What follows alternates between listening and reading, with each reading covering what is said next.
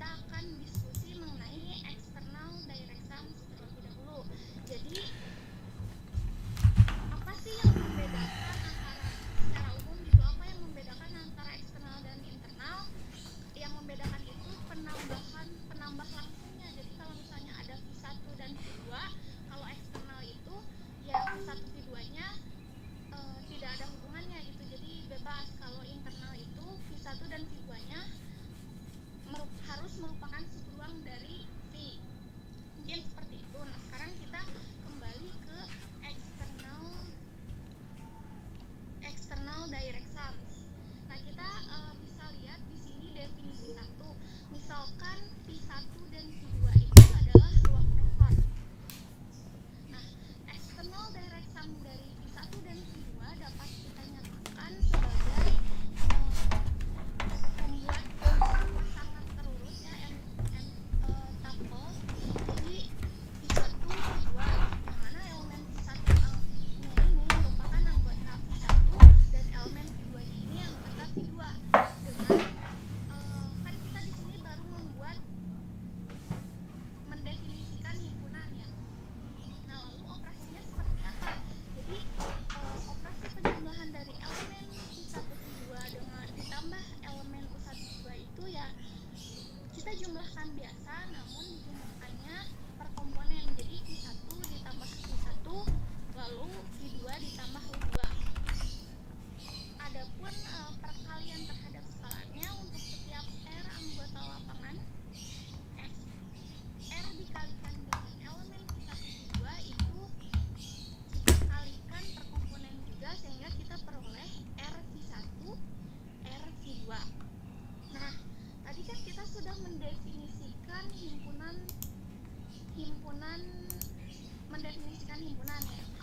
Nah, sekarang kita akan buktikan apakah betul V1 external direct sum V2 terhadap operasi penjumlahan dan perkalian ini merupakan ruang vektor. Nah, sekarang kita akan buktikan. Misalnya kita elemen U1 U2, V1 V2, W1 W2 ini anggota dari external direct sum V1 V2, dan ambil C dan R ini sebagai skalarnya.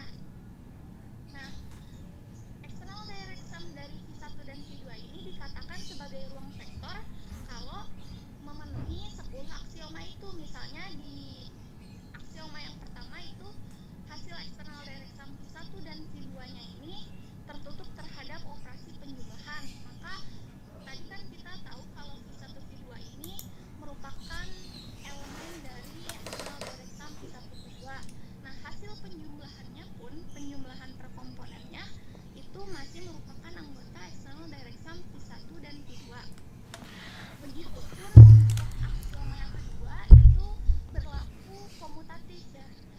Jadi apabila elemen U1 U2 ditambah dengan elemen V1 V2, maka kita peroleh hasil penjumlahannya U1 ditambah V1, U2 ditambah V2, dan berlaku komutatif sehingga kita peroleh V1 V2 ditambah dengan elemen U1 U2.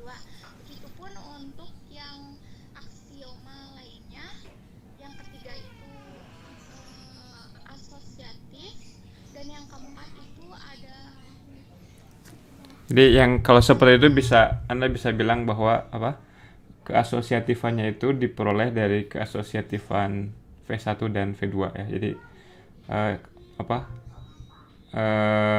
argumen kunci yang membuat ini jalan karena di masing-masing V1 dan di masing-masing V2 bersifat asosiatif juga penjumlahannya. Jadinya kita seperti itulah kurang lebih ya. Oke, lanjut. Intinya memenuhi, terima kasih Pak, memenuhi 10 aksioma tersebut ya.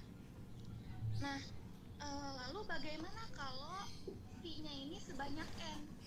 Ya, kita misalkan saja V1-nya ini sampai Vn adalah ruang vektor atas S. Nah, external direct sum dari V1 sampai Vn ini dapat kita nyatakan sebagai berikut ya. Yang mana ruang vektor V ini berisi N tuple. Jadi ya sebanyak V-nya tadi kan sebanyak N, jadi elemen V1, V2 sampai Vn, yang mana Vi-nya ini merupakan anggota dari dari VI dan indeks I ini 1 sampai N. Nah, berlaku juga untuk operasi penjumlahannya dan perkalian skalanya seperti yang sebelumnya, namun V-nya ini ada sebanyak N. Nah, sekarang kita bisa lihat contoh 1. Kalau kita diberikan V1-nya itu bilangan real terhadap operasi penjumlahan dan perkalian, lalu V2-nya ini matriks 2x2 terhadap operasi penjumlahan dan perkalian atas lapangan R. Nah, kita bisa lihat di sini V1 dan V2 ini tidak ada hubungannya ya. Jadi, kita bisa gunakan external direct sums. Jadi, external direct sum antara V1 dan V2 ini kita bisa buat ya himpunan pasangan terurutnya. Misalkan anggota bilangan real dari V1-nya itu V, lalu matriksnya itu kita misalkan elemen A, B, C, D, yang mana setiap elemen dari keduanya itu merupakan anggota bilangan real. Dan dengan operasi penjumlahan juga perkalian terhadap skalanya. Jadi kan ini baru Bisa ini enggak memberi contoh suatu ruang vektor yang kita kenal. Nah, padahal si ruang vektor tersebut sebenarnya bisa juga kita lihat sebagai direct sum dari ruang vektor yang lain. Jadi kan ini baru berupa abstrak. Nah, misal V-nya ini 100 gitu ya. Terus ininya A-nya 1, B-nya 0, C-nya 0, D-nya 1. Terus ada yang lainnya. Yang lainnya itu misalnya 20, terus matriksnya itu 0, 1, 0, 1. Nah, kalau kita operasi penjumlahannya, artinya kita jumlahkan per komponennya. Tadi kan 100 ditambah dengan 20, jadi 120, lalu matriksnya tadi jadi matriks 1, 1, 1, 1. Nah, seperti itu. Gini, maksud saya gini, atau gini aja. R2 itu bisa kita lihat sebagai direct sum dari apa dengan apa? R2 R dengan R. R dengan R, ya, seperti itu ya. Ya kayak di contoh 2. Ya, silakan dilanjutkan. Nah, untuk contoh 2 kita bisa lihat, misal ada ruang vektor Fn. Nah, ini tuh merupakan external direct sum sebanyak n kali dari si F-nya yang dinyatakan sebagai berikut, misalnya Fn. Maka Fn ini kita bisa nyatakan sebagai F external direct sum dari F external direct sum dari sebanyak N gitu. Nah, contohnya lagi kalau misalnya F10, artinya F external direct sum F sebanyak 10 F-nya ya. Nah, kalau kita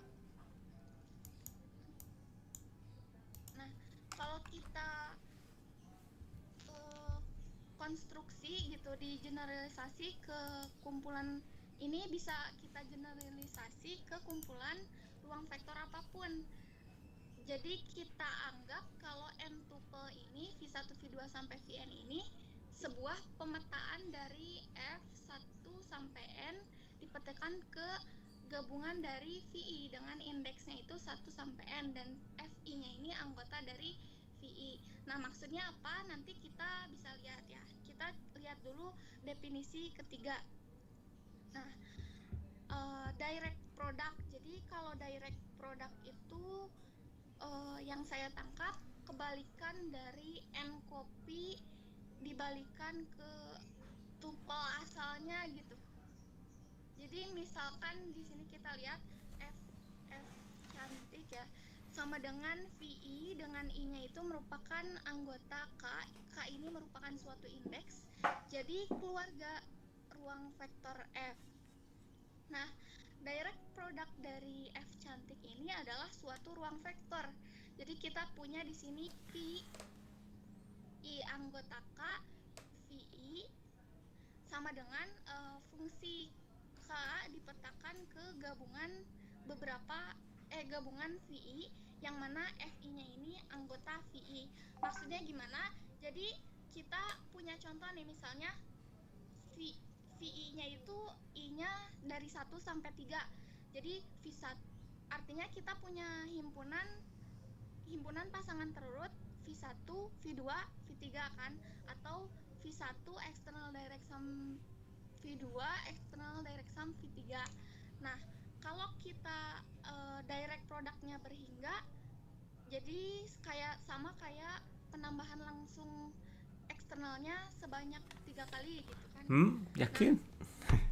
Nah, Coba. jadi kayak I1 Gini aja dulu, gini. Kalau misalkan kita ambil K-nya 1, 2, 3 kayak Rima barusan. Ya. Kemudian masing-masing VI-nya R gitu. Unsurnya bentuknya jangan R, gimana ya? Sebentar biar dia 2 aja deh. Misalkan ada V1 dan V2. V1-nya ini harus ruang vektor atas F dua-duanya. Bentar. V1-nya bilangan rasional, V2-nya bilangan real. Dua-duanya adalah ruang vektor atas bilangan rasional. Ya. Nah, bentuk unsur di direct product Q dengan R apa? Unsurnya bentuknya seperti apa? Tadi itu rasional dan Rasional dan real. Dua-duanya masing-masingnya adalah ruang vektor atas Q juga dua-duanya. rasional dan real.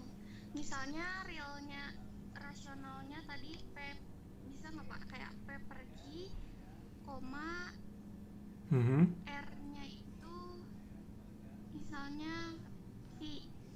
Nah, kita jumlahkan dengan yang elemen lainnya. Gimana? Unsur di itunya apa? Sebentar.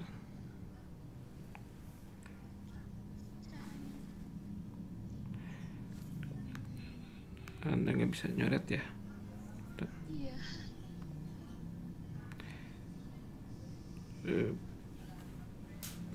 Saya nyari yang bisa ditulis dulu.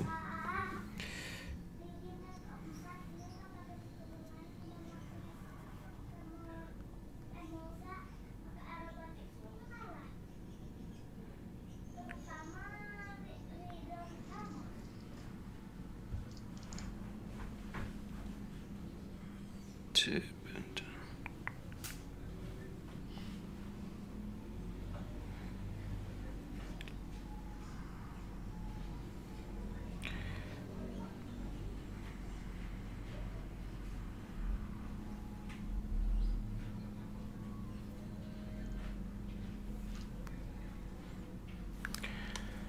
Oke, saya ini dulu ambil alih dulu ininya,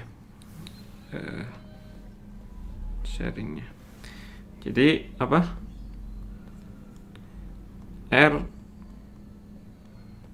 Nah ini karena 2 buah mungkin kita pakai notasi, kan ini direct product ya. Ini aja deh dulu. Karena cuma 2 biji R dengan Q. Ini ya.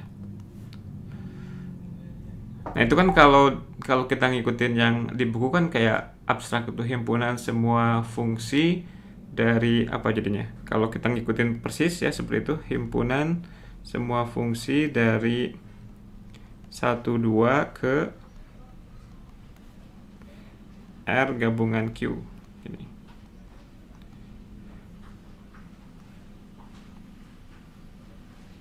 Sehingga FI unsur di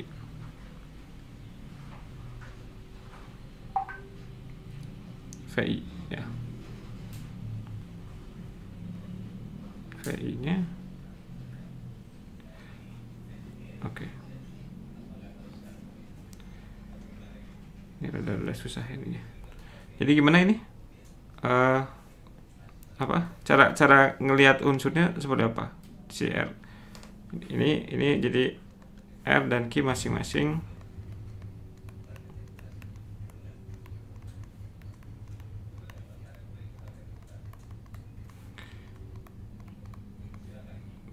vektor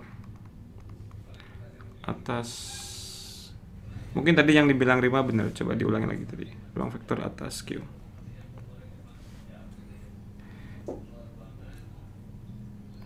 Ini jadi untuk misalkan contohnya gimana,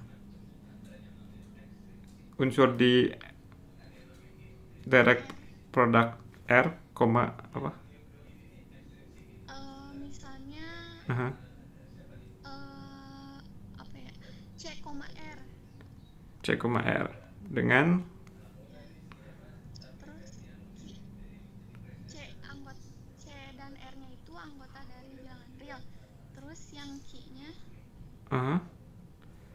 CR anggota bilangan real, terus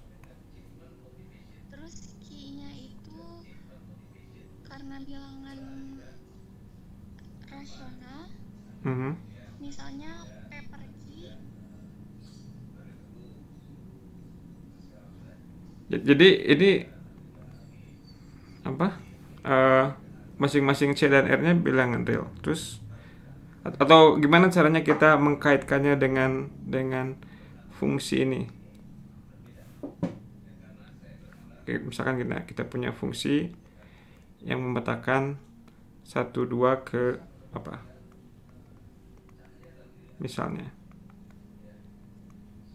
Kalau ngikutin definisi yang di buku berarti apa?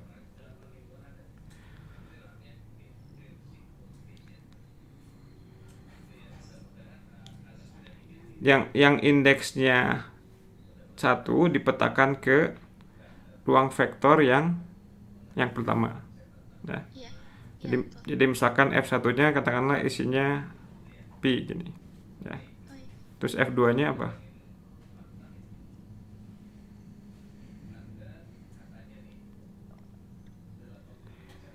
F2-nya berarti harus dipetakan ke V2. Contohnya apa? Misalkan C. Bilangan rasional yang spesifik. Contoh bilangan rasional yang spesifik apa?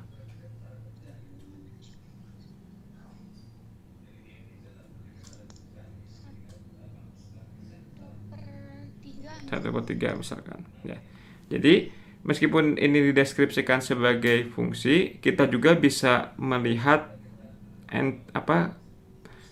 ininya aja, si outputnya aja. Jadi si unsur-unsurnya itu bisa, jadi salah satu unsurnya bisa kita lihat seperti ini, P1/3.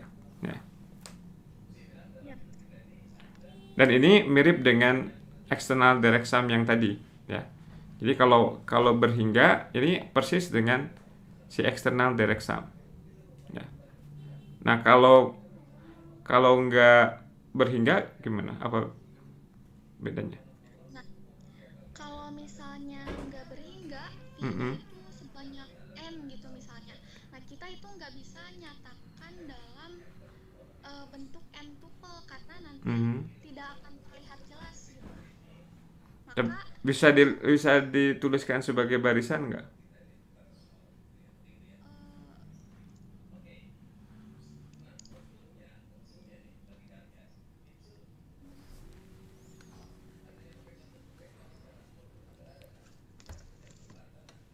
Maksudnya gimana Pak? Kan ini kan bisa kita anggap juga sebagai barisan, cuma sukunya 2 suku gitu. Kalau misalkan sekarang kita punya katakanlah VI, ya, dengan I-nya itu meliputi semua I yang ada di bilangan asli, ya. Berarti jadi kalau 2 buah saja bisa kita lihat sebagai barisan yang punya 2 komponen. Kalau kita punya sebanyak kardinalitas dari n, ini juga bisa kita tinjau sebagai kayak gini, sebagai barisan, ya. Iya Pak. Jadi ya, ini betul ke atas ya. Jadi yang seperti ini, jadi si direct product itu bisa kita tinjau sebagai barisan aja sebetulnya, ya. Barisan dengan masing-masing XI-nya adalah dengan XI unsur di VI gitu. Ya. Oke, silahkan dilanjut. Bentar. Saya ini dulu. Stop dulu ininya.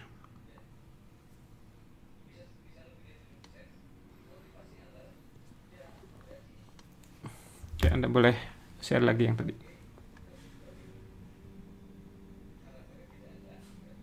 Tadi kita sampai di definisi yang ketiga ya. Nah, sekarang kalau tadi contohnya R10 itu kan berarti R external direct sum R sebanyak 10 kali, misalnya elemennya A, B, C, D sampai J kan 10 itu. Jadi F1-nya apa? F1-nya itu kan A, F2-nya apa? B. Nah, kalau seandainya kita tadi tulis sebanyak n tuple, jadi V1, V2, titik, nah gitu kan kita nggak bisa lihat jelas, makanya kita bisa nyatakan n tuple tadi sebagai suatu pemetaan atau yang barisan tadi. Nah, sekarang kita lihat ke definisi keempat. Misalkan adalah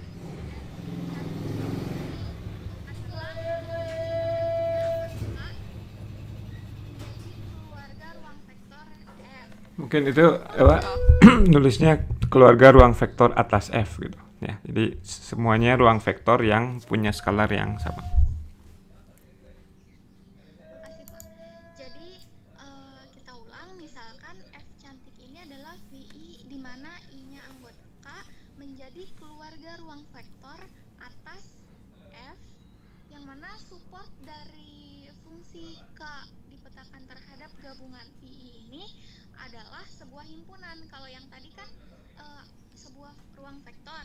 Nah, kalau sekarang sebuah himpunan. Jadi support dari F ini adalah maksud dari support ini yang saya tangkap itu posisi di tupelnya tersebut sehingga FI-nya itu tidak sama dengan 0. Nah, jadi support F ini anggota K yang merupakan indeks, FI-nya ini tidak sama dengan 0. Jadi fungsi F mempunyai support berhingga kalau FI-nya sama dengan 0 untuk semua, tapi jumlah yang berhingga I anggota K. External direct sum dari keluarga F adalah ruang vektor ini ya. Jadi external direct sum VI, I-nya anggota K, maka sebuah fungsi K dipetakan terhadap gabungan VI, FI-nya anggota VI. Nah, kita bisa lihat contoh. Itu kayaknya di belakangnya ada kekurangan apa bahwa supportnya apa gitu. F has finite support. Ya, F punya support yang berhingga. Yang di deskripsi tambah langsung eksternal, tambah langsung ada X di atasnya.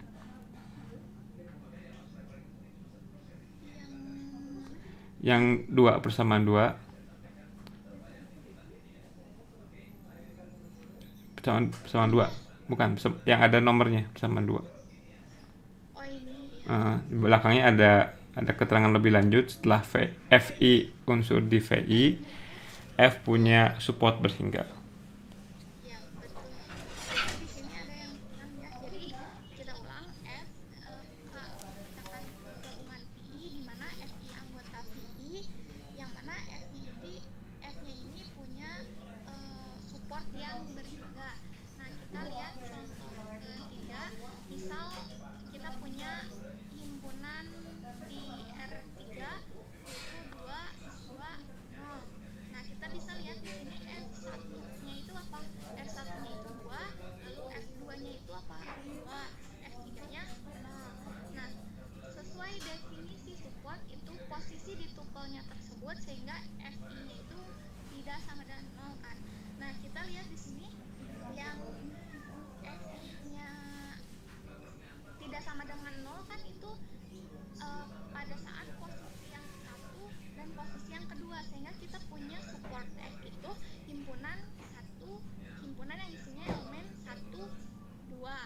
Mhm. seperti itu. Nah, sekarang ada kasus khusus yang penting ini. Jadi kalau misalnya FI-nya ini V untuk setiap I-nya anggota K, misalnya VK ini menunjukkan himpunan semua fungsi K ke V, dan VK0 ini menyatakan himpunan semua fungsi di VK yang punya support berhingga. Maka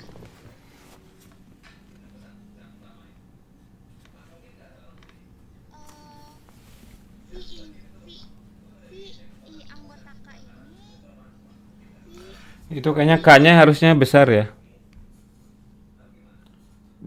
K yang ada di pangkat. harusnya K yang di sini itu besar ya, dan ini juga harusnya besar. Jadi VK ini memiliki support berhingga, maka Pi dari V itu akan sama dengan VK K besar, dan external direct sum dari V ini akan membentuk himpunan semua fungsi di VK, atau kita bisa nyatakan sebagai VK 0. Jadi kita bisa lihat di sini bahwa direct product dan external direct sums ini adalah sama untuk keluarga ruang vektor yang berhingga. Kenapa?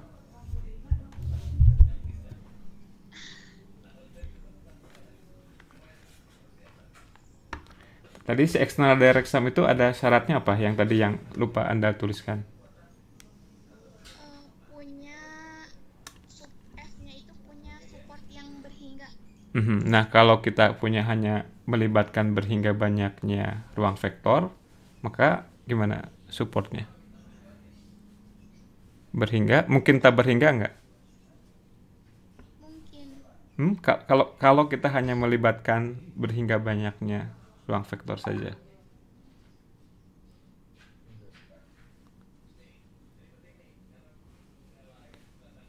Kalau kita hanya melibatkan Berhingga ruang ruang vektor. hingga ruang vektor, Berhingga saja. Misalkan kita hanya menggunakan ketika kita membentuk external direct sum, kita hanya pakai 1000 katakanlah, 1000 ruang vektor. Maka supportnya paling banyak berapa? elemen dari si 1000 banyaknya itu Berapa banyaknya unsur? Jadi kalau kita ngambil suatu F di si external direct sum, paling banyak berapa banyaknya unsur di support F?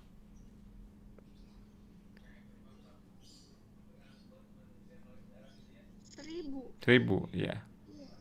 Dan 1000 itu berhingga. Iya, berhingga. Jadi pasti akan selalu dipenuhi syarat F punya support berhingganya akan selalu dipenuhi kalau kita hanya melibatkan berhingga banyaknya ruang vektor. Jadi mungkin yang lebih yang lebih terlihat konkret buat kita adalah melihat si direct sum ini sebagai barisan. Tapi barisannya indeksnya nggak mesti menggunakan indeks bilangan asli. Indeksnya menggunakan himpunan indeks. Jadi katakanlah misalkan yang mana? Yang external direct sum ya. Nah, sekarang gimana caranya kita menerjemahkan finite supportnya? Nah, tadi si support itu adalah indeks-indeks yang FI-nya nggak 0 ya.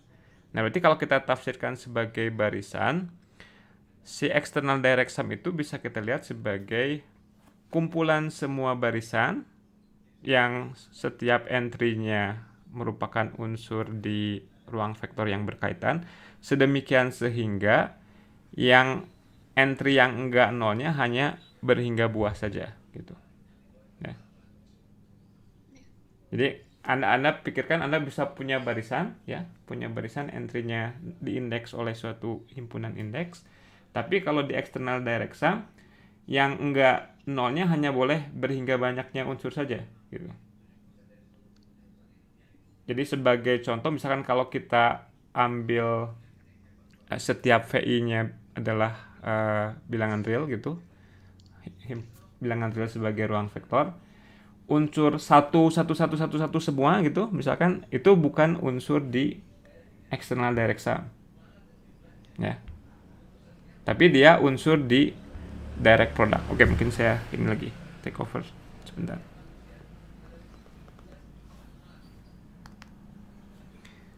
Jadi misalkan kita ambil setiap VI ini sama dengan R. Ya, kita bisa membuat dua hal. Kita bisa membentuk ini. Katakanlah kita indeks seperti ini, dan kita bisa bentuk external direct sum.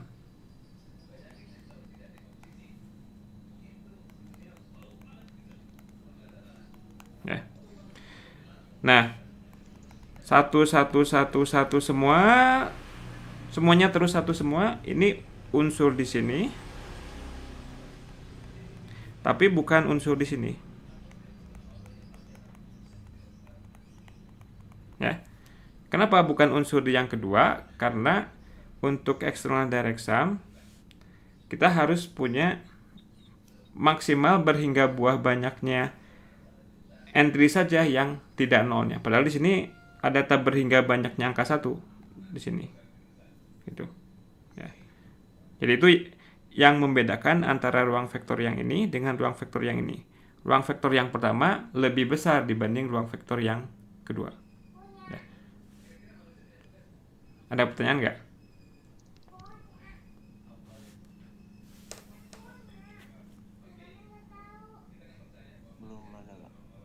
Belum ada. Oke. Oke, terima kasih Rima. Udah segitu ya? Sudah segitu Pak. Ya. Terima kasih juga. Ya. Dilanjutkan dengan yang berikutnya. Siapa?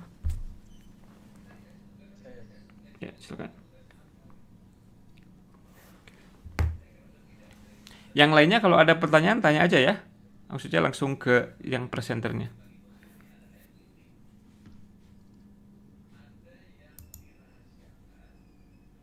Oke, sudah tampak teman-teman. Oke, selanjutnya kita akan membahas tentang internal direct sum. Jadi internal direct sum itu didefinisikan seperti ini. Misalkan kita punya sebuah ruang vektor V. Ruang vektor V ini dikatakan sebagai sebuah internal direct sum dari keluarga subhimpunan dari V. Ya, katakanlah F sampai T ada SI gitu. Ini himpunan indeks. V itu dinyatakan sebagai internal direct sum dari SI jika memenuhi syarat-syarat dua syarat ini. V adalah jumlahan dari keluarga subhimpunan F, dan kedua irisan dari SI dan jumlahan dari SJ yang lain. Jadi J-nya nggak sama dengan I. Dia hanya 0. 0 ini vektor 0 di V gitu. Vektor 0 di SI masing-masing. Tapi karena SI itu subhimpunan dari V, ya otomatis ya vektor 0 di V juga gitu. Sederhananya gini, ketika jumlahan itu kan pertama misalkan kita punya S sama T subhimpunan dari V, maka S direct sum dengan T itu dinyatakan sebagai sigma dari S ditambah T, dimana S irisan T nya itu hanya vektor 0 aja, hanya ada apa ya, hanya memuat vektor 0 yang ada di S dan T. Di sini jumlahan itu didefinisikan sebagai ini. Mungkin kalau teman-teman baca di halaman 39 ke atas itu, S ditambah T itu himpunan S apa ya, jangan S tambah T, UV gitu kali ya, U ditambah V, U ditambah V, dimana U nya itu anggota S dan V nya itu anggota T. Jadi kalau misalkan aku punya S nya itu R1, R gitu, S nya itu R dan T nya itu R juga gitu, berarti S ditambah T itu ya ini, misalkan A ditambah B, misalkan contoh A nya itu ya 5 gitu kan, 5 ditambah 6 gitu, salah satu anggotanya adalah ini, dimana kan 5 anggota R ini dan 6 anggota R, ada yang kedua R yang satu intinya ketika aku punya apa ya, hanya menjumlahkan elemen apa ya, hanya menjumlahkan elemen yang ada di masing-masing himpunannya gitu. Bisa Jadi ini ada nggak? itu Bisa ngasih contoh S dan T-nya subruang dari R2, tapi subruang sejati. Sehingga S tambah T-nya adalah R2. oke, itu ada di contoh ya. Oh, oke. Iya, ada nanti, Pak. Ini Siap. baru Ya, dijelasin silakan, dulu. silakan, silakan. Oke. Nah, terus jadi secara umum kalau misalkan kita punya V, kemudian dari V itu kita punya keluarga subhimpunan dari V itu S1, S2 sampai Sn gitu. Maka direct sum dari S1 sampai Sn kalau ada itu kita bisa nyatakan sebagai V. Karena nanti saya akan ada contoh bahwa tidak semua keluarga tidak semua subruang dari suatu ruang vektor itu bisa dinyatakan sebagai internal direct sum. Terus di sini dikatakan bahwa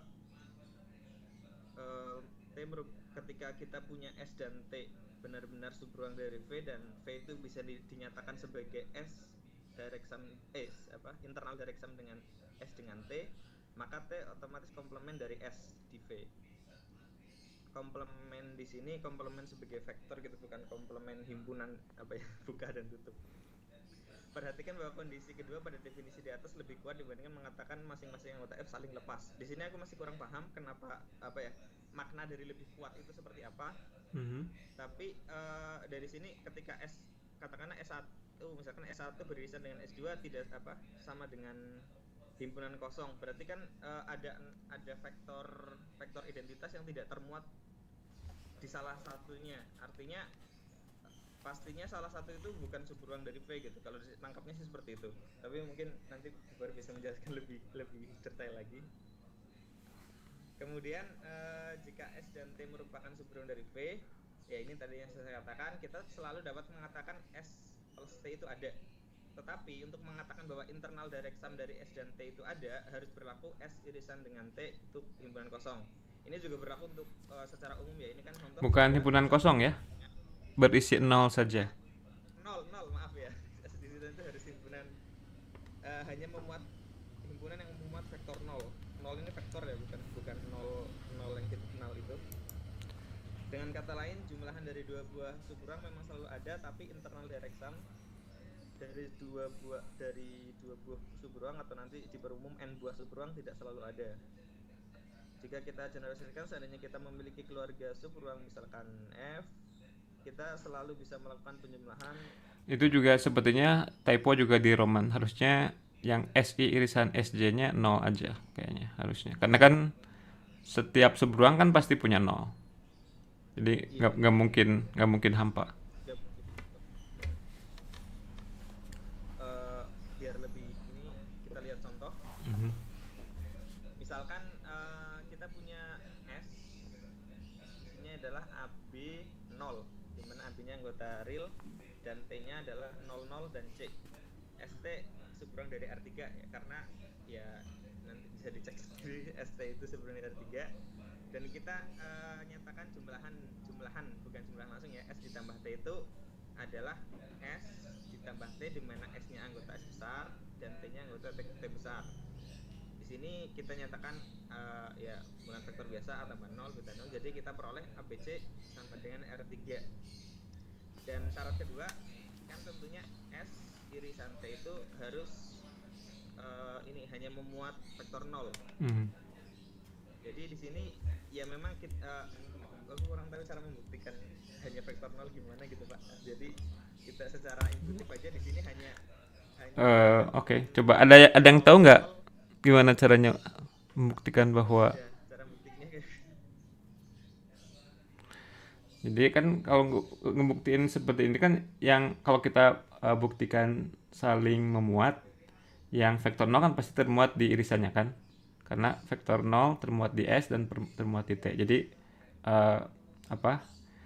himpunan yang hanya terdiri dari vektor 0 saja pasti termuat di S irisan T. Jadi kita cukup menunjukkan bahwa setiap kali kita ngambil unsur di S irisan T dia 0. Katakanlah ambil X, dia unsur di S irisan T. Maka X berbentuk A, B, 0. Dan X sekaligus berbentuk 0, C. Ya. Dengan melihat komponen ketiganya, berarti C-nya harus 0. Kemudian Iya, jadi saling subset gitu ya Pak harusnya. gini, coba saya tulis. 0 otomatis ya. Saya tulis sebentar. 0 ke kiri otomatis, yang ke kanan itu harus di ini Ya, tadi. saya take over sebentar. Jadi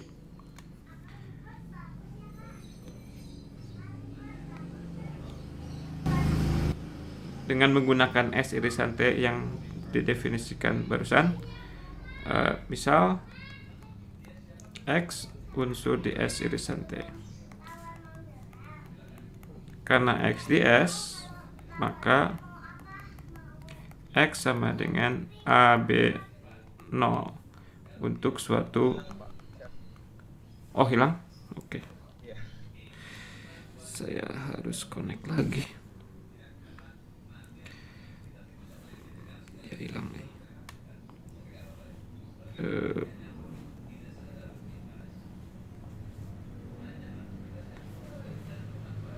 Sebentar. Atau saya ini dulu aja. Jadi kalau kita punya unsur X di S irisan T ya, karena X-nya di S, maka X-nya kan berbentuk A, B, 0. Ya. Kemudian karena X-nya di T, X-nya itu sama dengan 0, C. Berarti si yang tadi A-nya itu harus 0, si yang B-nya harus 0, dan si 0-nya harus sama dengan C. Jadi karena A, B, C-nya harus 0 dan X itu adalah A, B, 0, berarti haruslah X itu sama dengan 0, 0, 0. Gitu. Ya. Oke, dilanjut.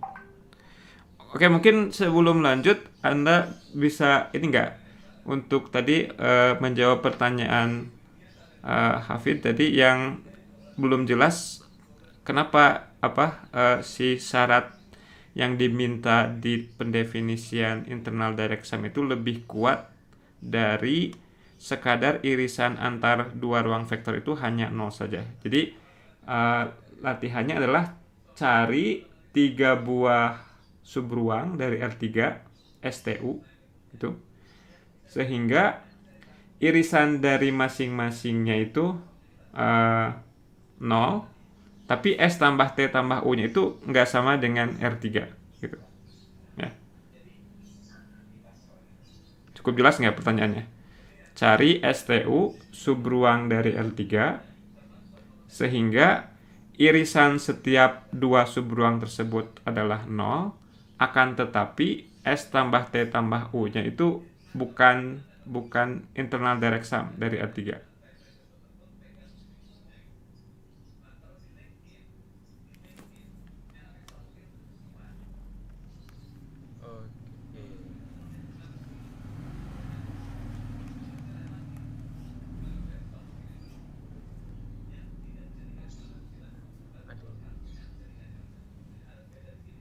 Berarti irisan ketiga subruang itu 0 gitu ya? Ya, karena 2 aja udah 0, apalagi 3. Setiap 2 irisannya 0.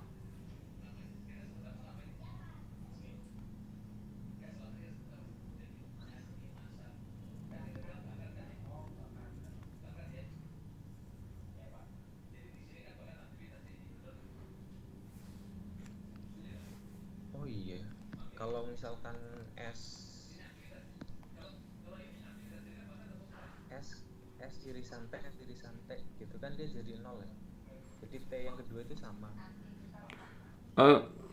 Pengennya setiap 2 0 irisannya. Tadi kan S irisan T kan 0 tuh Pak, terus diiriskan lagi dengan T gitu. Itu boleh ya Pak?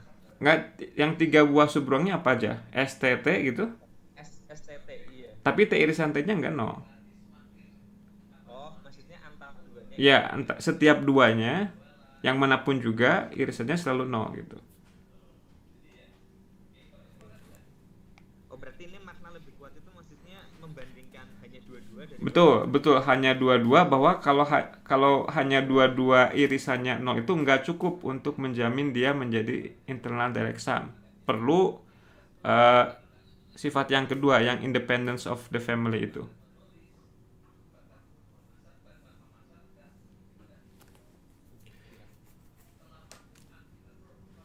Oke, boleh dilanjut dulu.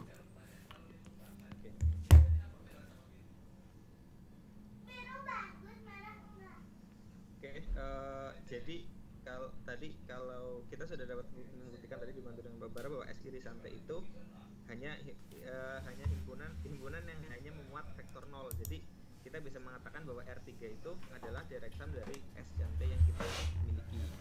Selanjutnya contoh kedua, misalkan kita punya seberuang A dan B dengan isinya A itu adalah A, B, C seperti ini, dan 0 di komponen bawah itu, dan B-nya 0, E, D 0, di mana DE anggota R dan ABC juga anggota R. Kita bisa mendefinisikan penjumlahannya seperti ini. A ditambah B sama dengan, ya, antar komponen kita jumlahkan, A tambah 0, C tambah E, 0 tambah D, dan B tambah 0 gitu. Tetapi kita lihat A irisan dengan B-nya ada 0, X 0, 0, di mana X-nya itu anggota R yang termuat di A dan di B juga. Jadi irisannya itu tidak hanya 0 gitu. Irisannya itu ada ini ya, X-nya kan anggota R bisa 1, 2, 3. Ya memang si 0, 0 dan 0 itu masuk irisannya. Tapi ada yang lain gitu. Yang lain itu ya semua real gitu ya. 1 ini juga termasuk di A dan B, 2 juga di A dan B gitu. Jadi akhirnya di sini kita tidak bisa, ternyata ada juga gitu yang meskipun dua sama-sama subruang dari ini M2 ya, M2, tetapi jumlahan kita tidak bisa mendefinisikan jumlahan langsung dari A direct sum dengan B seperti itu. Mungkin ada pertanyaan dari teman-teman.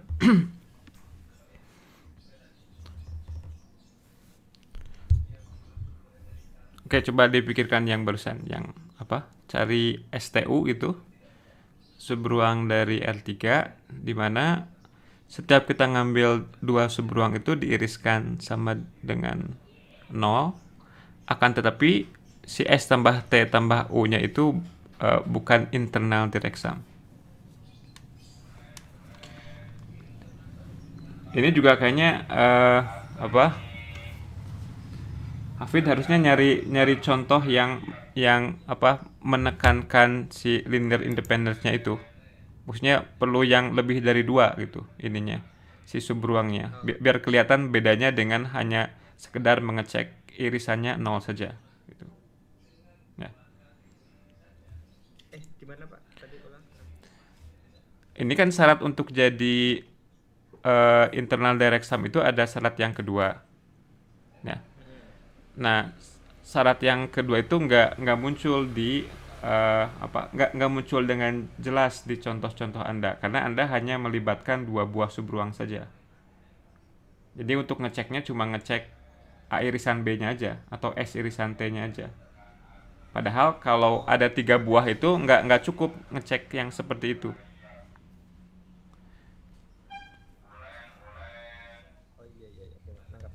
Berarti emang harus paling minimal 3 gitu ya? Ya, paling minimal 3 harusnya, biar bisa lebih menjelaskan apa bedanya dengan hanya sekedar irisannya harus 0 saja. Yang lain ada yang sudah punya contoh?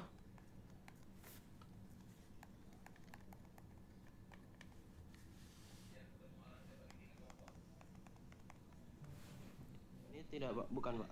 Kayak misalnya yang S-nya R gitu, ya suatu subhimpunan, T-nya juga suatu subhimpunan, terus U-nya itu subhimpunan yang dia tuh penjumlahan dari elemen-elemen di S dan T gitu, Pak. Nanti irisannya nggak 0, irisannya kalau di S diirisan dengan S tambah T adalah S.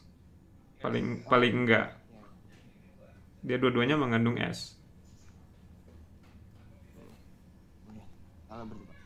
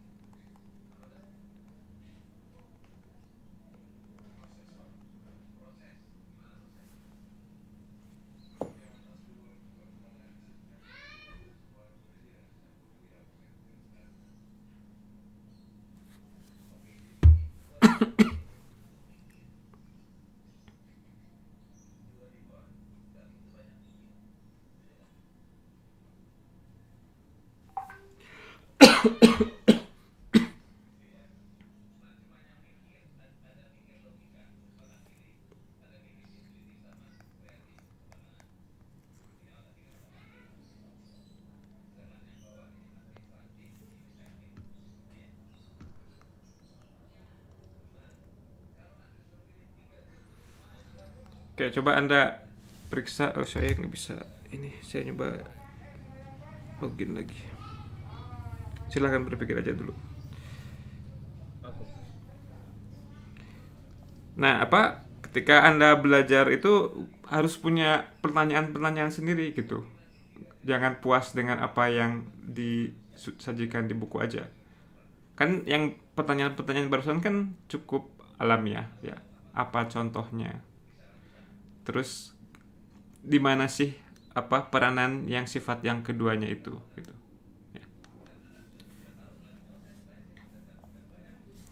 Saya harus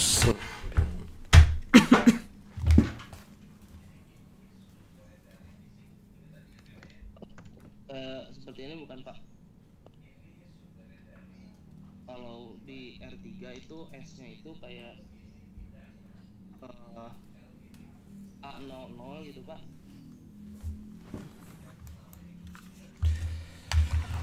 Vektor A00 dengan A-nya itu 3, terus T-nya itu AA0. Gimana? A-nya? AA0. Vektor AA0. Enggak, yang S dulu. A-nya Yang S-nya benar itu. A-nya dari A-nya real. Oke, terus T-nya Yang T-nya AA0 gitu. Sorry. 0A 0.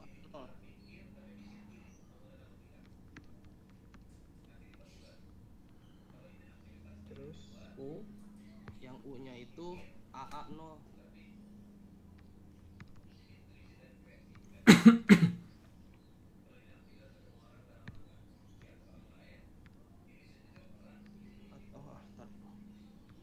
Enggak bisa.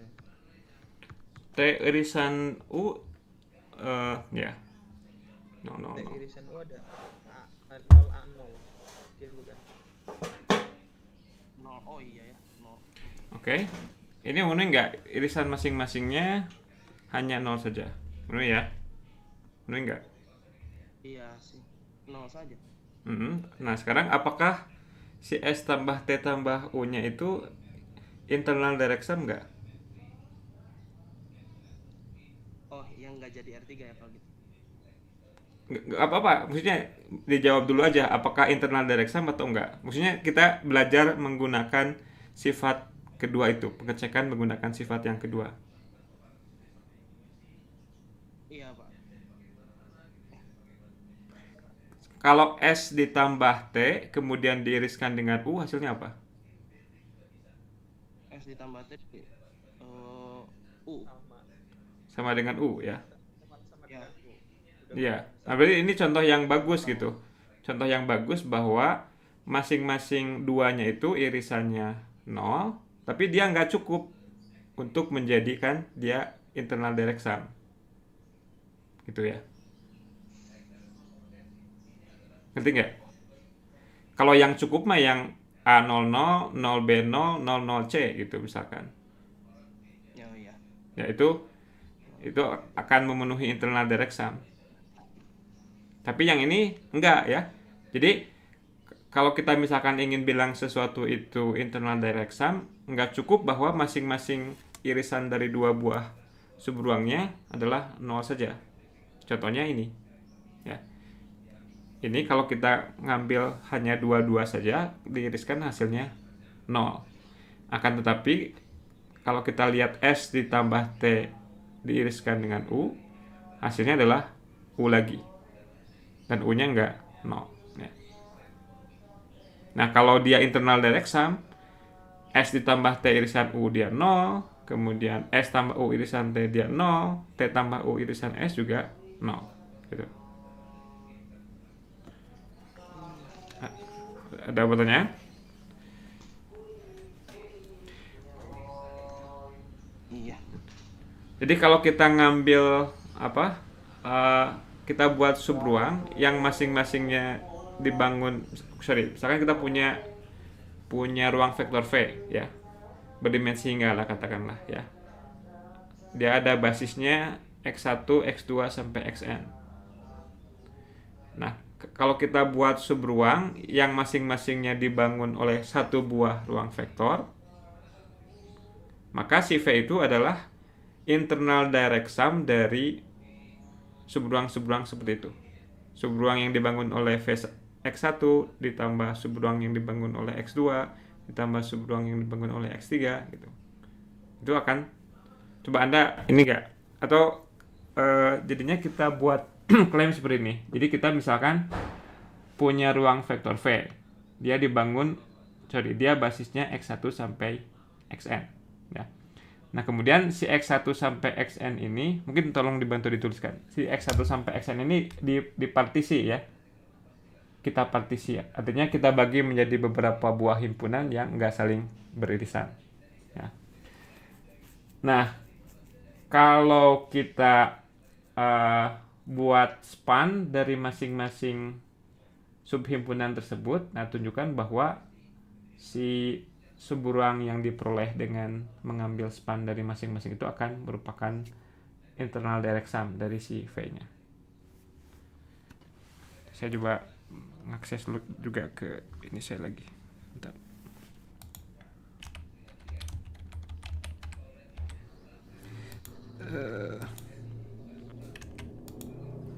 Apa nih? Nggak mau nih.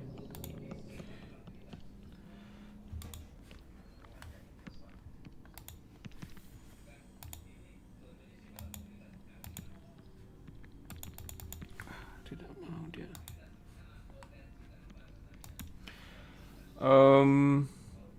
Bukan seperti itu sih maksudnya. Sorry.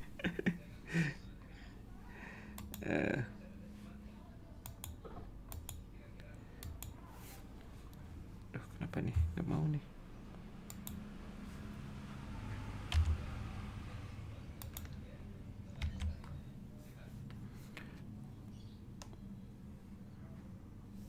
Oke, nggak apa-apa deh. Lanjut aja. Yang berikutnya sudah siap?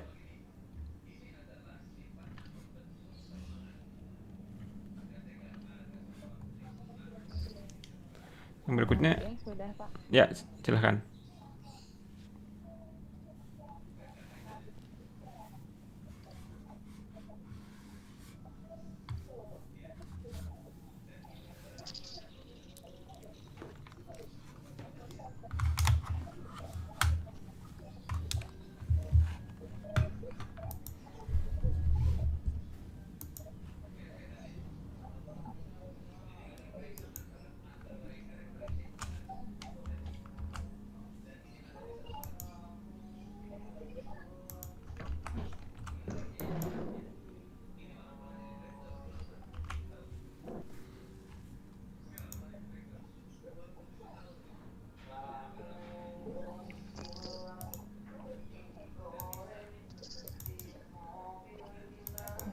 Bismillahirrahmanirrahim.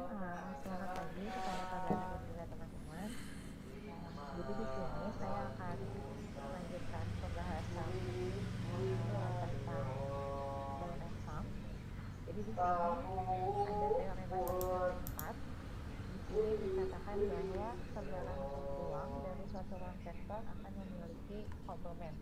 Artinya, kalau kita punya S, suatu subruang dari V, maka akan ada T sehingga V ini adalah direct sum dari S dan juga T. Sebelum ke buktinya, jadi apa sih yang dikatakan di teorema ini? Jadi di sini dikatakan bahwa sembarang subruang akan punya komplement. Artinya komplementnya bisa tunggal, bisa juga banyak. Contohnya untuk yang tunggal, jadi kalau kita ambil contohnya di R2, jadi misalkan R2 nya kita ambil vektor atas lapangan R.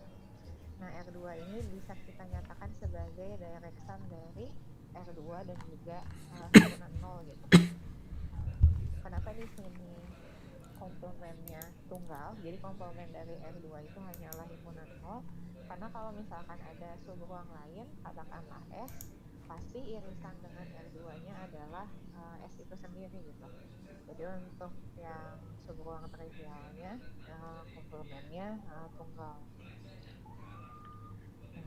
contoh yang kedua, ini contoh dari sebuah yang komplemennya ada beberapa. Kita masih pakai di S2 juga. Jadi misalkan K ini adalah vektor di mana X-nya 0 dan Y-nya unsur di R. Lalu yang kedua, untuk U ini adalah himpunan di mana himpunan vektor di mana X-nya sama dengan Y dan Y-nya di sini vektor yang Y-nya sama dengan 2X. Nah, jadi pertama kita buktikan bahwa ketiga himpunan ini adalah subruang dulu ya. Ketiganya tidak kosong. Nah, lalu dengan teorema yang pertama yang dibahas oleh Pak Bara di teorema itu mengatakan bahwa kita menunjukkan bahwa suatu himpunan itu adalah subruang kalau himpunan tersebut tidak kosong, termuat di ruang vektornya. Terus kita cukup tunjukkan bahwa operasi penjumlahannya tertutup dan juga perkalian dengan skalarnya juga tertutup.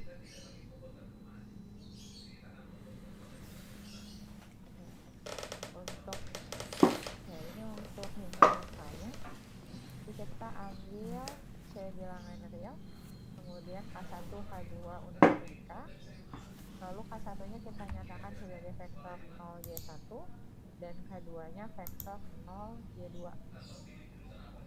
di mana Y1 Y2 nya unsur bilangan. Apabila kita jumlahkan K1 dan K2, maka kita akan peroleh bahwa K1 tambah K2 ini sama dengan 0,Y1 ditambah 0,Y2 dan ini sama dengan 0,Y1 tambah Y2. Dan ini masih merupakan unsur di itu sendiri. Begitu pula apabila dikalikan dengan skala C. Untuk vektornya ini masih unsur di K. Jadi K-nya merupakan subruang dari R2 itu sendiri. Nah, untuk himpunan U sama W, caranya serupa. Jadi dengan cara serupa kita bisa tunjukkan bahwa U dan W-nya juga subruang dari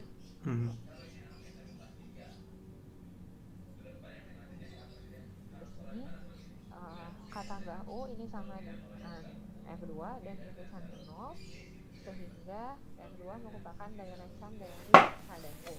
Gimana cara ngelihat K tambah U sama dengan R2? Untuk melihat K tambah U sama dengan R2 nya harus ditunjukkan paling subset bilangannya, Pak. Ya, berarti yang sebelahnya udah jelas. Di R2 nya itu jelas. Nah, kalau untuk yang R2 nya termuat di K tambah U, kita harus ambil unsur di R2, katakanlah X, Y. Kita harus tunjukkan bahwa ini bisa dinyatakan sebagai penjumlahan dari unsur-unsur yang ada di K dan juga unsur yang ada di U-nya. Ya, bisa ditunjukkan?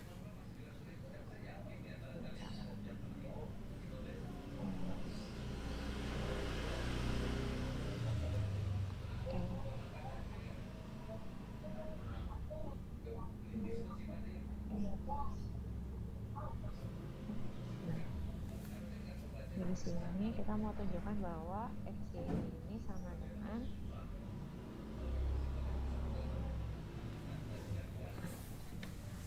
tadi K dan U-nya apa biar teman-teman yang lain juga bisa ikut memikirkan. Tadi K-nya ini vektor yang komponen pertamanya 0, yang U yang dua-duanya sama, oke. Yang U-nya yang ini. Ya. Jadi komponen 1 sama komponen 2-nya.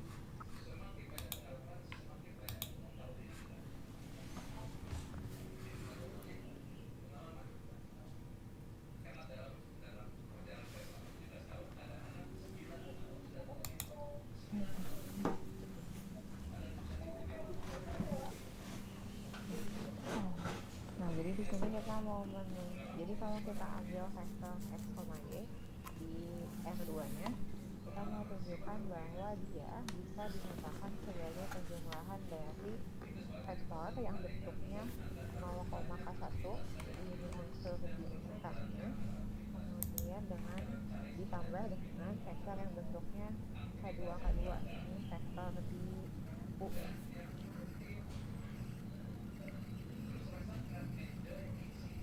Jadi dari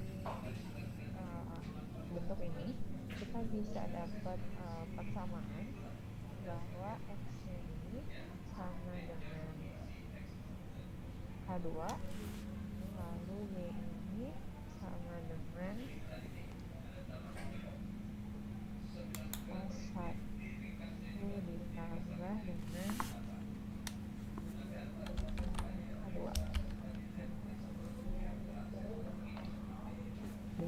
X-nya sama dengan K2, lalu Y-nya sama dengan K1 tambah K2.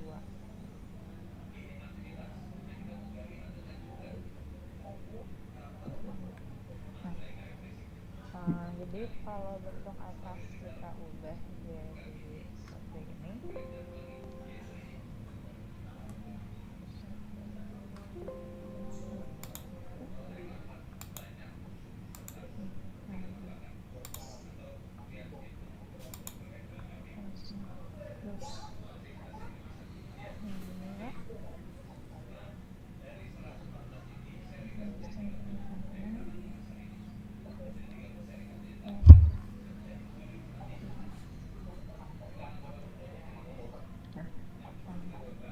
Dari bentuk yang ini kita punya dua persamaan. Persamaan yang pertama x-nya sama dengan K2, lalu persamaan yang kedua y-nya sama dengan K1 tambah K2. Ini bisa kita ubah jadi bentuk yang kalian matriks. Jadi kita bisa nyatakan juga sebagai matriks 0, 1, 1, 1 dikalikan K1, K2. Ini sama dengan x dikalikan dengan y. Karena determinan dari matriks yang ini tidak nol, jadi akan punya solusi gitu. Jadi ya. Tapi kalau kita lihat persamaan yang berikutnya, itu sebenarnya kan udah bisa dilihat. Y-nya harus apa? K1-nya harus apa?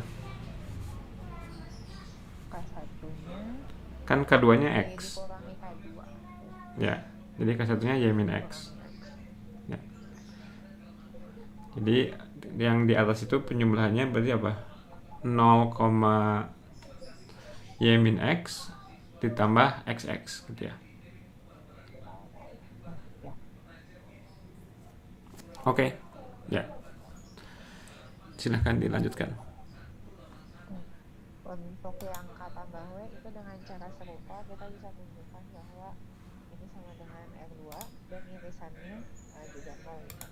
Jadi kita peroleh bahwa R2 itu direksan dari K dan U, tapi di lain pihak dia juga direksan dari K tambah W. Nah, dan di sini kita juga lihat bahwa U tambah W ini tidak sama gitu ya, ini beda. Tapi kita bisa definisikan fungsi sehingga dua subruang ini bisa isomorfik. Oke. Mungkin itu bisa di skip dulu, itu nggak di buku ya, biar kita bisa nyampe ke yang lainnya. Karena kita belum bicara tentang isomorfisme. Meskipun Anda sudah belajar sebelumnya mungkin. Ya, di skip dulu yang bagian isomorfismenya.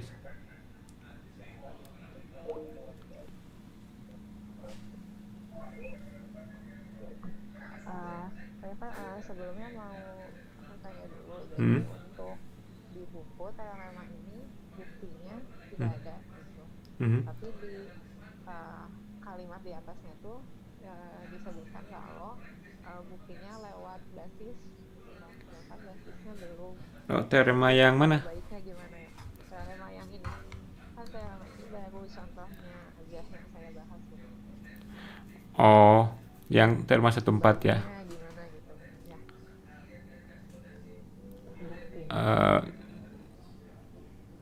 Ya, berarti nanti aja berarti setelah belajar basis.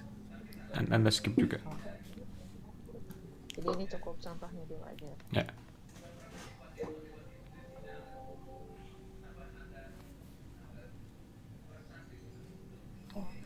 Nah, selanjutnya di teorema 1.5, misalkan M cantik adalah himpunan yang isinya SI, di mana SI ini adalah subruang dan reference yang berbeda. Nah, maka ketiga pernyataan berikut akan ekivalen.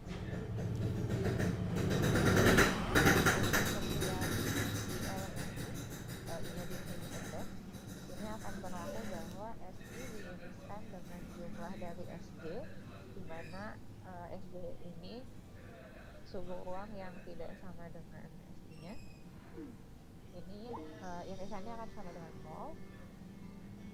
Yang kedua, vektor 0 tidak dapat dituliskan sebagai jumlah dari vektor-vektor tak 0, jadi subruang yang berbeda dari S.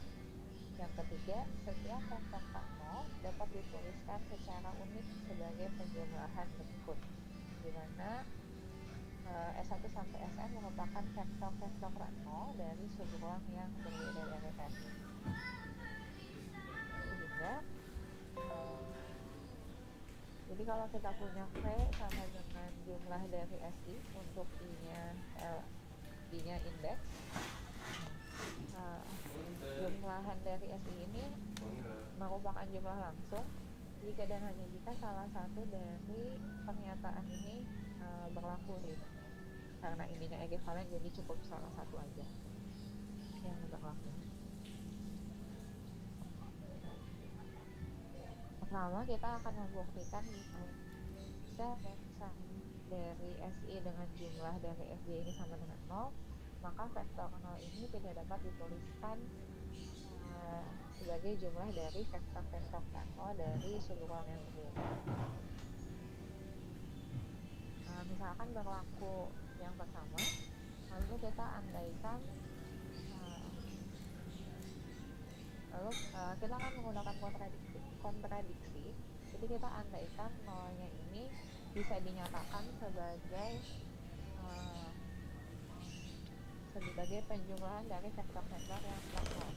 Jadi misalkan nolnya sama dengan S1 ditambah seterusnya ditambah Sn, di mana SI-nya tidak sama dengan 0.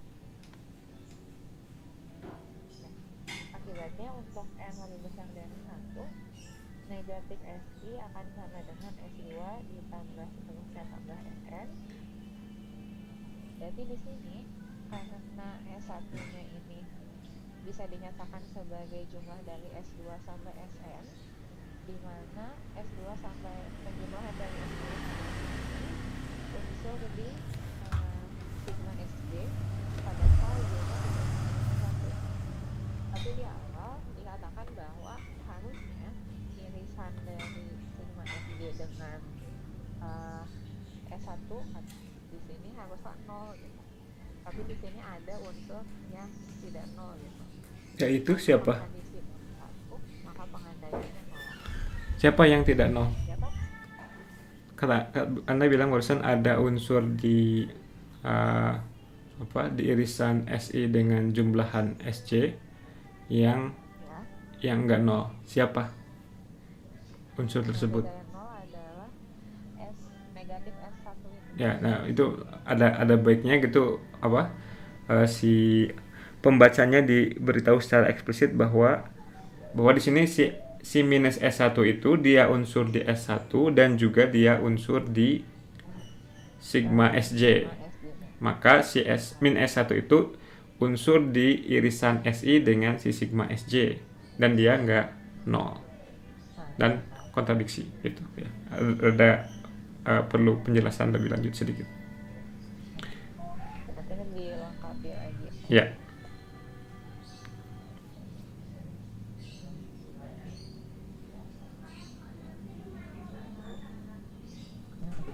Selanjutnya untuk kita akan membuktikan dari 2 ke 3.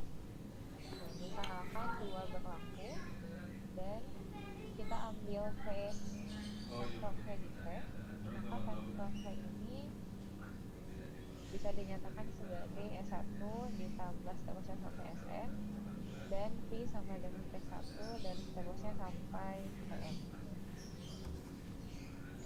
Ya, di sini ada yang terlewat sepertinya. Jadi untuk pernyataan ketiga kita mau menunjukkan bahwa penulisan P ini unik gitu atau tunggal. Nah, jadi di sini kita pakai kontradiksi lagi. Jadi kita andaikan bahwa penulisan dari P ini tidak tunggal gitu. Jadi bisa kita tulis sebagai penjumlahan dari S1 tambah seterusnya sampai SN. Bisa juga kita nyatakan sebagai penjumlahan dari T1 dan seterusnya ditambah TM.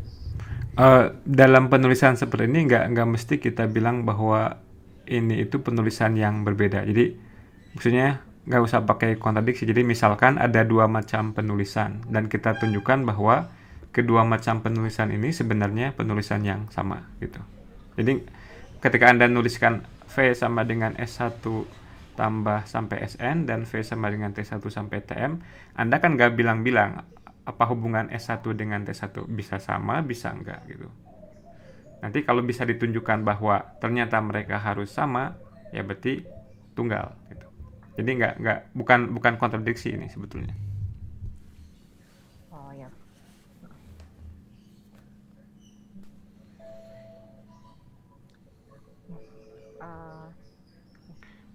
Kecuali memang Anda memerlukan coba dilanjut aja, nanti kita lihat. Jadi di sini kita akan menunjukkan bahwa sebenarnya penulisan yang dengan unsur S dan unsur-unsur T ini sebenarnya sama gitu, mau kita tunjukkan seperti itu. Nah, kayak di sini masing-masing komponen dari SI-nya tidak nol dan berasal dari subruang yang berbeda gitu. Jadi misalkan S1 dari S besar 1 dan seterusnya. Begitu pula dengan komponen-komponen yang TI-nya.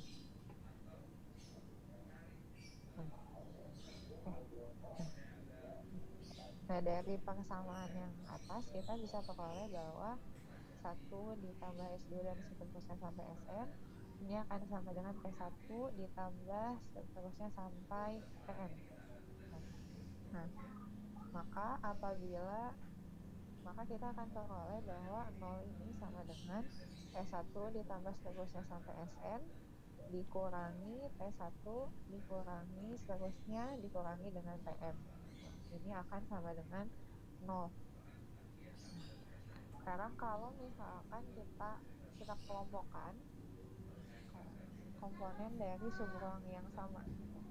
Jadi misalkan dari S dan T ini, unsur S dan T ini kita kelompokkan komponen-komponen yang berasal dari subruang yang sama. Misalkan kita peroleh ternyata ada K pasang S dan T dari subruang yang sama gitu. Misalkan SI1 dan TI1 nya dari subruang yang sama, ternyata kita peroleh ada sebanyak K buah pasang S dan T dari subruang yang sama gitu. Nah, untuk sisanya ini masing-masingnya berasal dari subruang yang berbeda. Nah, karena berlaku 2, artinya 0 ini hanya bisa dinyatakan sebagai jumlah dari unsur-unsur 0 dari masing-masing subruang gitu. Jadi SI-1 kurang TI-1 ini nanti sama dengan 0. Ini SIK kurangi TIK juga sama dengan 0. Dan sisanya yang ini adalah 0. Tapi tadi gimana cara merekonsiliasi? Tadi di awal bilang bahwa setiap SI-nya nggak 0 gitu.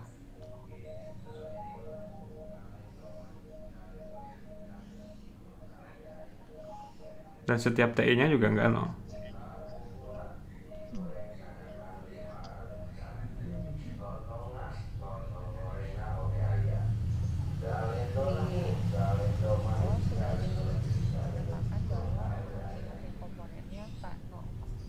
Ya betul. Tapi barusan ketika Anda ingin menyimpulkan bahwa yang sisanya yang cuma sendirian-sendirian yang S saja dan yang T saja itu harus 0 gitu. Padahal kan nggak 0 memang.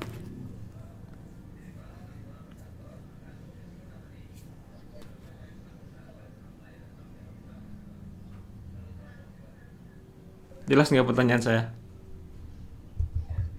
Masih agak bingung sih, Pak. Di persamaan yang terakhir, yang 0 sama dengan SI1 dikurang TI1 dan seterusnya. Ya. Jadi ada K buah yang sepasang-sepasang gitu. Kemudian ada sisanya yang nggak berpasangan. Oke. Kemudian Anda bilang karena menurut satu bahwa 0 itu hanya bisa dituliskan sebagai penjumlahan dari 0 saja kalau berasal dari seberuang yang berbeda, maka setiap SI1 TI1-nya sama. Maksudnya SIJ dengan TIJ-nya sama. Dan SIK tambah 1 dan selanjutnya sampai SIN sama dengan 0. Tapi kan tadi nggak 0 dia.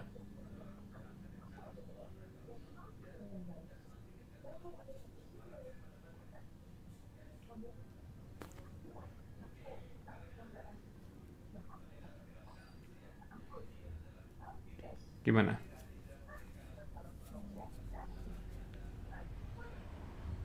Ini jumlah komponennya beda ya? Beda, ya beda. Di awal kita nggak berasumsi harus sama gitu.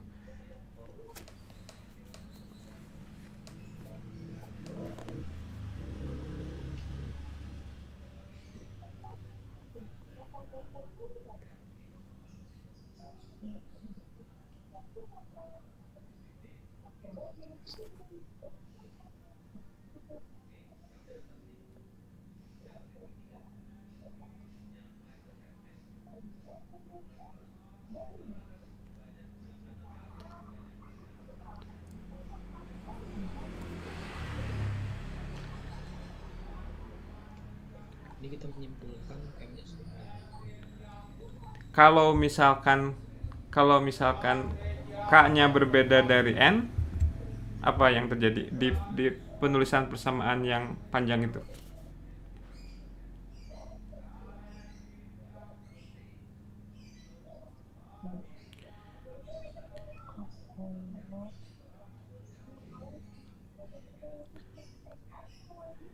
Kalau K-nya berbeda dari N, berarti masih ada S yang nyisa kan? Iya, masih ada sisa. Jadi, andaikan K berbeda dari N, ada S yang nyisa, dari argumen barusan, si S yang nyisa itu harus sama dengan 0, kontradiksi. Gitu. Jadi, K-nya harus sama dengan N. Sama. Demikian juga, K-nya nggak boleh berbeda dengan M, karena kalau K-nya berbeda dari M, nanti ada TI yang nyisa. Kalau ada TI yang nyisa, si TI-nya itu harus 0, padahal tadi TI-nya nggak 0, kontradiksi lagi. Jadi haruslah K sama dengan N sama dengan M. Ketika itu terjadi, nggak ada SI yang nyisa dan nggak ada TI yang bersisa. Jadi persis semuanya sepasang. Begitu. Ya jadi kita harus rada-rada skeptis gitu dengan jangan cepat menerima apa yang kita anggap jelas gitu. Kadang-kadang kita perlu betul gitu, ini jelas buat kita gitu. Ya, hati-hati aja.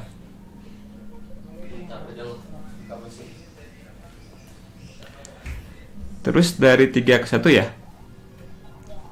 Iya, dari 3 ke 1.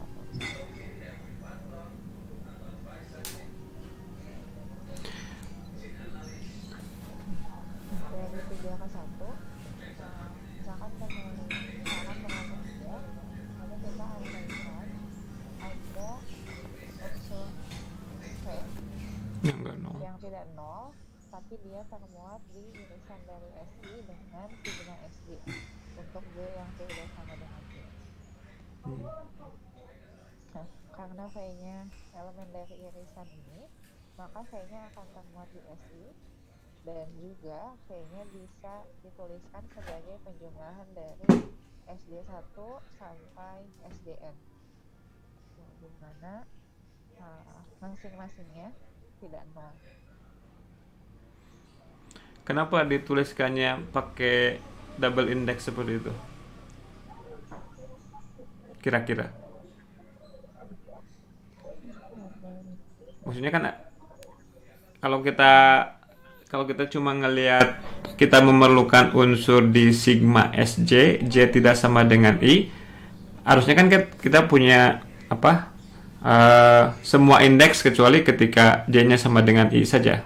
Tapi kenapa di sini dituliskannya seperti itu? Sj1 maksudnya ya, kira-kira kenapa? Karena kalau misalkan hanya ditulis S1 Mm-mm. itu kita nyatakan sebagai unsur di S besar 1 gitu. Padahal belum tentu ada padahal bisa aja elemen di S1 tapi 0 gitu. Ya. Jadi indeksnya 2. Tapi kenapa ada J1 sampai Jn yang seperti itu?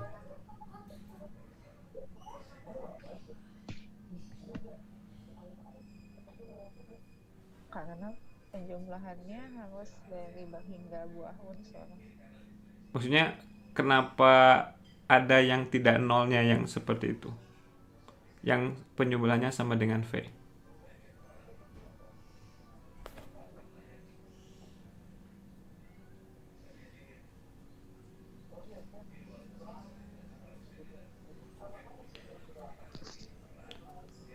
Jadi mungkin untuk lebih jelasnya kalau kita lakukan secara rada-rada algoritmis gitu misalkan, kan V itu unsur di sigma Sj ya, dengan J-nya tidak sama dengan I.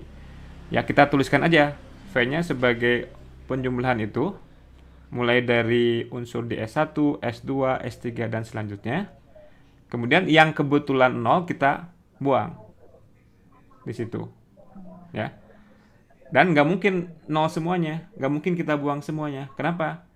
Karena V-nya kan nggak 0. Karena V-nya tidak 0. Jadi setelah kita buang pasti ada beberapa yang tetap nggak 0. Itulah yang Sj1 sampai Sjn gitu.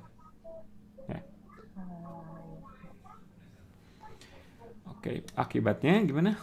Nulisan V tidak tunggal. Oke. Ya. Cukup sampai sini. Jadi dari keekivalenan ini untuk mengecek syarat yang kedua itu biasanya jarang kita betul-betul menggunakan secara persis kriteria yang SI diiris dengan sigma Sj isinya 0 saja gitu. Biasanya kita pakai kriteria yang ketunggalan ekspresi 0 gitu untuk pengecekan bahwa ini si penjumlahan kita itu tambah langsung atau bukan ya gitu. Ya boleh yang mana saja sih, tapi biasanya yang lebih operasional yang kedua. Ya. Oke, ada pertanyaan untuk materi hari ini? Terima kasih, Izhar.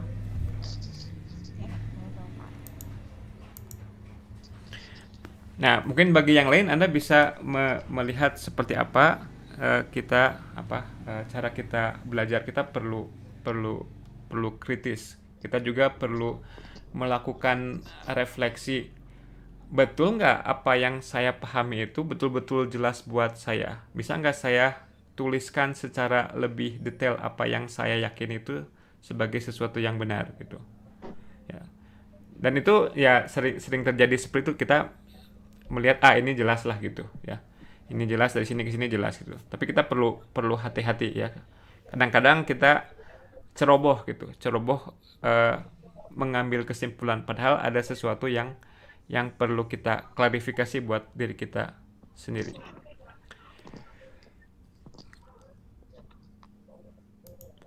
Ada pertanyaan?